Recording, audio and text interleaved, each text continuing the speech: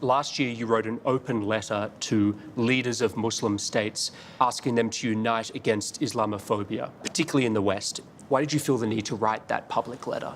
The problem is there's this big communication gap between the Islamic world and the Western societies.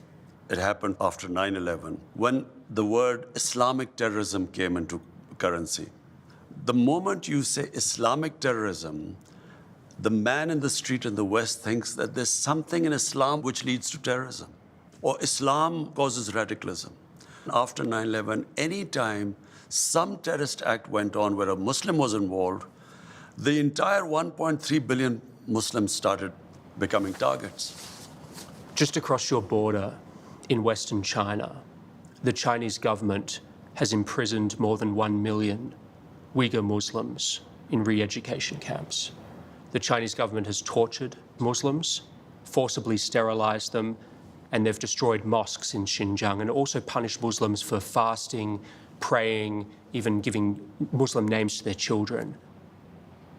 Prime Minister, why are you so outspoken about Islamophobia in Europe and the United States, but totally silent about the genocide of Muslims in Western China?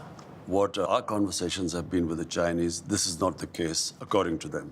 The evidence is just overwhelming. Whatever issues we have with the Chinese, we speak to them behind closed doors. China has been one of the greatest friends to us in our most difficult times. When we were really struggling, our economy was struggling, China came to our rescue. So we respect the way they are, and whatever issues we have, we speak behind closed doors. How come this is such a big issue in the Western world? Why are the people of Kashmir ignored? It is much more relevant. Compared to what might be going in the Uyghurs, 100,000 Kashmiris have been killed.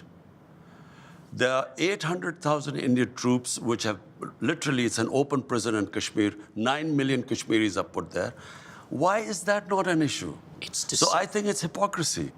They've been a huge partner to you, China, but on some level, doesn't it make you feel sick to have to be quiet because of all this money they're putting into Pakistan? I look around the world, what's happening in Palestine, Libya, Somalia, Syria, Afghanistan. Am I going to start talking about everything? I concentrate on what is happening on my border, in my country. This is on your border.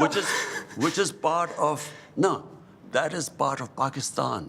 100,000 Kashmiris are dying. That concerns me more, because half of Kashmir is in Pakistan. This is a grotesquely large human rights atrocity.